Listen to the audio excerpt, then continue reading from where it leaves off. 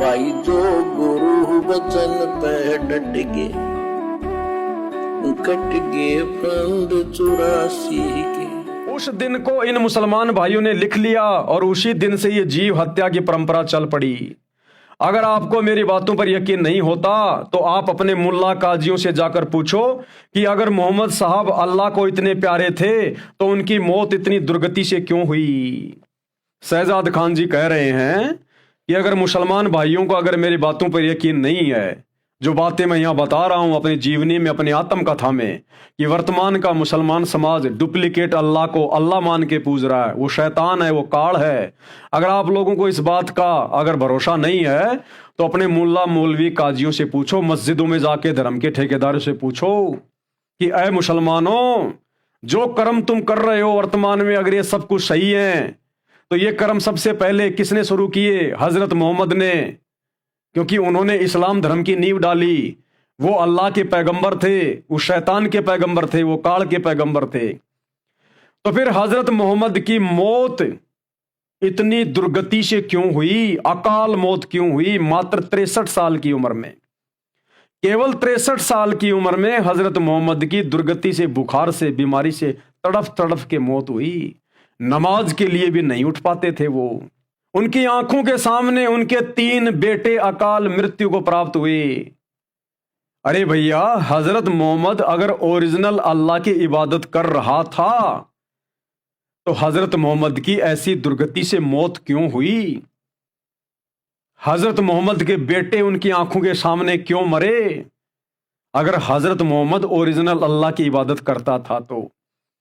और यदि हजरत मोहम्मद की ऐसी दुर्गति हुई तो आज का मुसलमान तो वही इबादत कर रहा ना जो हजरत मोहम्मद ने बताई, बल्कि वैसे भी नहीं कर रहा, उससे भी घटिया श्रेणी में आ गया। मांस खाने लग गया, शराब पीने लग गया, मजारों को पूजने लग गया, आन उपासना करने लग गया, काफिर बन बैठा। तो आज के मुसलमान की फिर अंत में क्या हालत होगी, क्या दुर्गति होगी, तुम्हारी आंखों के सामने है।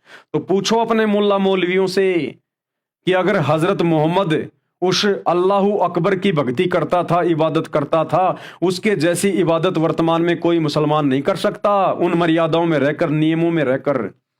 तो जब हजरत मोहम्मद की ऐसी दुर्गति से मौत हुई तो हमारा क्या होगा? तो इससे भी मुसलमानों को विचार करना चाहिए।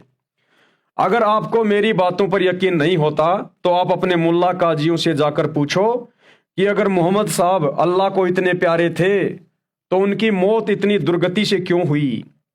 अपने मुल्ला काजियों से जाकर पूछो, सारा ज्ञान खंगालो। अगर फिर भी संतुष्टि नहीं होती है तो आप यहां बरवाला आश्रम में आओ और आपको यहां सभी प्रश्नों का उत्तर संतुष्टि के साथ दिया जाएगा।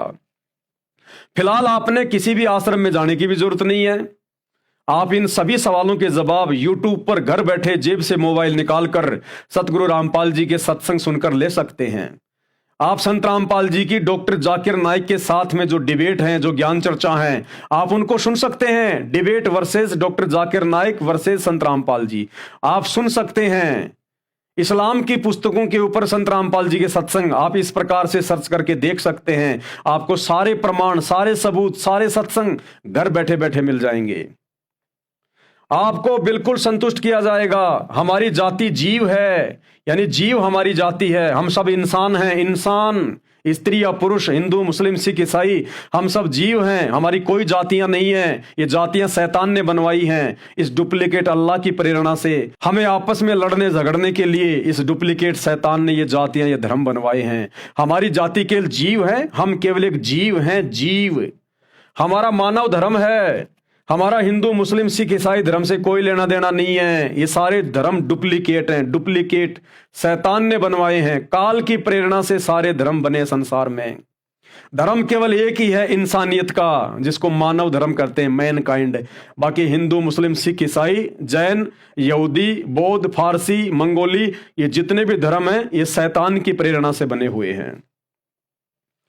हमारी जाति जीव है, हमारा मानव धर्म है। हमारा हिंदू, मुस्लिम, सिख, ईसाई धर्म से कोई लेना देना नहीं है। अगर आप इस जाति प्रथा में चलते रहे तो आप कभी भी अल्लाह ताला की प्राप्ति नहीं कर सकते। अजान जो हम लगाते हैं, अजान का मतलब ही क्या होता है? अल्लाहु अकबर अल्लाहु अकबर, अशहदु अन ला इलाहा इल्लल्लाह, अशहदु अन ला इलाहा इल्लल्लाह, अशहदु अन्ना मुहम्मद रसूलुल्लाह, अशहदु अन्ना मुहम्मद रसूलुल्लाह, हय्या अलस सलाह, हय्या अलस सलाह, हय्या अलल फलाह, हय्या अलल फलाह, कद कामती सलाह, कद कामती सलाह, अल्लाहु अकबर ला इलाहा इल्लल्लाह। इसका मतलब क्या है? इसका मतलब हमें आज तक नहीं पता लगा और ना किसी मुसलमान को वर्तमान में इस अजान के इन शब्दों का पता है। अब पता चलेगा कि अजान का मतलब क्या होता है। इसका मतलब हमें आज तक पता नहीं लगा। बस सब लोग भेड़ चाल चल रहे हैं, एक के पीछे एक। अगर कोई सही रास्ता बताता है तो लोग उसकी सुनते नहीं, कहते हैं कि हमारे बड़े बुजुर्ग इसी परंपरा को निभाते आए हैं। अब जैसे हिंदू समाज में होली मनाते हैं, दीपावली मनाते हैं, दुलंडी मनाते हैं, भेड़ चाल में, देखा देखी में, पता किसी को नहीं है कि इनको मनाने के पीछे का रहस्य क्या है। वर्तमान में इनको मनाने का कोई औचित्य है या नहीं है, या खाली हम लोग देखा देखी में मनमाना आचरण कर रहे हैं, भेड़ चाल में चल रहे हैं। तो यही दशा मुस्लिम समाज की है। अजान सब कर रहे हैं, लेकिन अजान क्यों की जाती है, अजान का मतलब क्या है, यह किसी को नहीं पता है। अब समय है सही साधना करने का। भेड़ चाल से मुक्ति नहीं होगी, मुक्ति तो सत भक्ति से ही होगी। और वर्तमान में वह केवल संत रामपाल जी महाराज जी के पास है। मुक्ति यानी जन्नत में 7वें आसमान पर अल्लाह के पास जाओगे सत भक्ति से। सत भक्ति यानी सच्ची इबादत करने से, और सच्ची इबादत सच्चे खुदा की जाएगी तो पहुंचेंगे। और वो सच्चा खुदा वर्तमान में मुर्शिद रूप में, सतगुरु रूप में, वो अल्लाह ताला सतगुरु रामपाल जी धरती पे प्रकट हैं। दूसरा कोई ऑप्शन नहीं है। मेरी विश्व के सभी मुस्लिम भाइयों से प्रार्थना है कि समय रहते इस ज्ञान को समझ लो। अभी समय से संत रामपाल जी महाराज के तत्व ज्ञान को समझो, क्योंकि परमात्मा की वाणी है, गरीबदास ये वक्त जात है रोगे इस पैरे नू। आदरणीय गरीबदास जी, गांव छुड़ानी, जिला झज्जर, हरियाणा वाले, जिनको परमात्मा आकर मिले, अल्लाह ताला आके मिला, और जिन्होंने गरीबदास जी को माध्यम बनाकर 24,000 वाणियों से युक्त दुनिया का सबसे बड़ा ग्रंथ सदग्रंथ साहिब लिखवाया, जिसमें सभी धर्मों के विषय में पूरी कंप्लीट जानकारी है, कोड वर्ड में, वाणियों में, जिन वाणियों को केवल अल्लाह ही खोल सकता है। और वो अल्लाह सतगुरु रामपाल जी सन 1994 से उसी को आधार बनाकर सत्संग कर रहे हैं। तो गरीबदास जी ने कहा कि गरीबदास ये वक्त जात है कि भाई जाग जाओ, हिंदू, मुस्लिम, सिख, ईसाई, इन सभी धर्म और जातियों की बेड़ियों से, जंजीरों से बाहर निकलो। तुम 21वीं पीढ़ी के युवा हो, शिक्षित हो, पढ़े लिखे हो, भेड़ चाल में मत चलो, उन परंपराओं में मत बहो, व्यर्थ के रीति रिवाज और कुरीतियों में मत पड़ो, अपने अल्लाह ताला को पहचानो। और संत का ज्ञान सुनने से ही ज्ञान होगा। दूसरों के कहने से, किसी की बुराई करने से, निंदा चुगली करने से आप कुछ भी नहीं समझ पाओगे, कुछ भी नहीं जान पाओगे। तो अब समय है, अल्लाह धरती पे है संत रामपाल जी के रूप में। अगर ये वक्त एक बार निकल गया, ये समय हाथ से छूट गया, फिर रोओगे, फिर तुम्हें जन्नत नहीं मिलने वाली।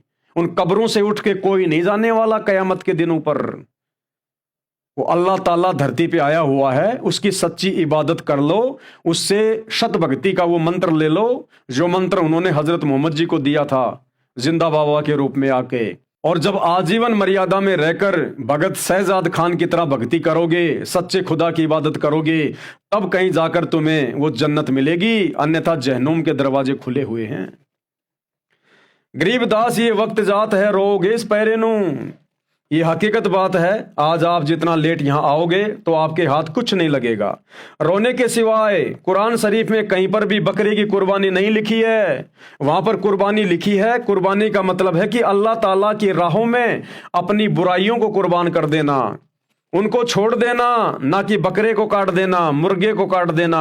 हम ईद पर जितनी भी कुर्बानी देते हैं वह हमारे पाप इकट्ठे हो रहे हैं। पाप, कलमा पढ़कर बकरे की कुर्बानी देना बहुत बड़ा पाप है, बहुत बड़ा हराम है। कलमा यानी उस परमात्मा का नाम लेकर, अल्लाहु अकबर का नाम लेकर, जिसने बकरा बनाया, बकरी बनाई, मुर्गा बनाया, गाय बनाई, भेड़ बनाया, ऊंट बनाया, 84 लाख प्रकार के जीव बनाए। अरे उसी रहमान अल्लाह का नाम लेकर, यानी एक तरफ तो तुम कोई भी काम करने से पहले उस अल्लाह का नाम लेते हो कि बिस्मिल्लाह रहमान रहीम, यानी शुरू करता हूं उस अल्लाह का, खुदा का नाम लेकर जो बड़ा मेहरबान है, रहम दिल है। अरे वो रहम दिल अल्लाह फिर भला कैसे इन आत्माओं को काट काट कर खाने का आदेश देगा? फिर वो रहम दिल कहां है? वो तो निर्दयी है, निर्दयी, जो तुम्हें बकरे काटने का, भेड़ काटने का, मुर्गे काटने का फरमान दे रहा है। फिर वो कादर अल्लाह कहां है? वो रहमत वाला कहां है? वो बड़ा रहम दिल कहां हुआ? वो तो निर्दयी हुआ। और तुम उस ओरिजिनल अल्लाह का नाम लेके, उस पाक खुदा का नाम लेके, जिसका नाम लेने से आत्मा पवित्र हो जाती है, उस पाक खुदा का नाम लेकर तुम ये कुकर्म कर रहे हो, बकरे काट रहे हो, झोटे काट रहे हो, गाय काट रहे हो। तुमसे बड़ा राक्षस, तुमसे बड़ा पापी धरती पे कोई दूसरा नहीं है। ये सबसे बड़ा हराम है। आप सबसे बड़े दोषी बन रहे हैं अल्लाह के, क्योंकि अभी तक तुम्हें अल्लाह की पहचान नहीं है। कलमा पढ़कर बकरे की कुर्बानी देना बहुत बड़ा पाप है, बहुत बड़ा हराम है। अगर मुल्ला काजियों ने यह बात पहले बता दी होती तो इतने बड़े पाप नहीं होते। इन्हीं की वजह से आज मुसलमान समाज में मुसलमान शुरू से ही मांस खाने लग जाता है। परमात्मा ने हमें यहां भेजा था तो कुछ नियम बनाकर भेजे थे, और अगर हम परमात्मा के नियमों को तोड़ते हैं तो हम सीधा शैतान के पास जाते हैं, उस डुप्लीकेट अल्लाह के पास में जो दोजख में डालता है, नरक में जाएंगे। अल्लाह कबीर है और उस अल्लाह का ज्ञान वर्तमान में संत रामपाल जी के अलावा और किसी के पास नहीं है। अल्लाह कौन है? अल्लाह कबीर। और वो कबीर अल्लाह आज स्वयं सतगुरु रामपाल जी के रूप में, संत रूप में, मुर्शिद रूप में धरती पे प्रकट है, क्योंकि अपने द्वारा रची गई कायनात की जानकारी, सृष्टि की जानकारी वो कबीर अल्लाह सातवें आसमान से, सतलोक से चलकर गति करके मनुष्य शरीर में धरती पे प्रकट होकर संत रूप में, मुर्शिद रूप में स्वयं ही जानकारी देता है। उसकी जानकारी देने वाला कोई दूसरा नहीं है। क्योंकि आपने सूरत फुरकानी 25 आयत नंबर 58 में जो डुप्लीकेट अल्लाह है, जो शैतान है, काल है, जो हजरत मोहम्मद जी को ज्ञान दे रहा है कुरान शरीफ का, उसने हाथ खड़े कर दिए 58 नंबर आयत में कि उस जिंदा जो कभी मरने वाला नहीं है, जिसने 6 दिन में सृष्टि रची, 7वें दिन वो तख्त पे जा बैठा, शाही तख्त पे जा बैठा, उसका हाल किसी बाखबर से जा पूछो। तो उसकी जानकारी भला और कौन दे देगा जब कुरान शरीफ का ज्ञान देने वाला डुप्लीकेट अल्लाह भी हाथ खड़े कर रहा है कि उसकी जानकारी किसी बाखबर से जा पूछो, किसी जानने वाले से जा पूछो। तो भाई वो अल्लाह खुद ही संत रूप में आके यहां अपनी जानकारी देता है, जो आज सतगुरु रामपाल जी के रूप में आए हुए हैं। अल्लाह कबीर है और उस अल्लाह का ज्ञान वर्तमान में संत रामपाल जी महाराज के अलावा और किसी के पास नहीं। अगर मुल्ला काजियों को थोड़ा सा भी ज्ञान था तो उन्होंने क्यों नहीं बताया कि कुरान शरीफ में यह कहा है कि उस अल्लाह की खबर किसी बाखबर से पूछो। अगर इन काजियों को, इन मुल्लाओं को अगर इस बात का ज्ञान होता तो सतगुरु रामपाल जी के द्वारा बताने से पहले ही ये मुसलमान समाज को बता देते और गुमराह नहीं करते कि भैया हमें उस अल्लाह के विषय में पूरी जानकारी नहीं है, उस कादर अल्लाह की सच्ची इबादत की जानकारी हमें नहीं है। क्योंकि कुरान के ज्ञान देने वाले अल्लाह ने सूरत फुरकानी 25 आयत नंबर 58 में कह दिया कि ए हजरत मोहम्मद, उस कादर अल्लाह की जानकारी किसी बाखबर से जा पूछो। तो भैया हमें उस बाखबर के बारे में नहीं पता, वो बाखबर कौन है। अगर ये मुल्ला मौलवी काजी शुरू में ही इस्लाम धर्म के लोगों को सच्चाई बता देते तो आज ये धर्म इतना नहीं बिगड़ता, ये लोग इतने जीव हत्या करने के लिए तैयार नहीं होते, अपने कर्म नहीं फोड़ते। लेकिन मुल्ला मौलवियों को भी इस सूरत फुरकान 25 आयत नंबर 58 से 59 का ज्ञान नहीं था, जिस कारण से अल्लाह को स्वयं धरती पे आना पड़ता है। यह मानुष जन्म दुर्लभ है, यानी मनुष्य जन्म बहुत दुर्लभ है, बड़ी मुश्किल से मिलता है।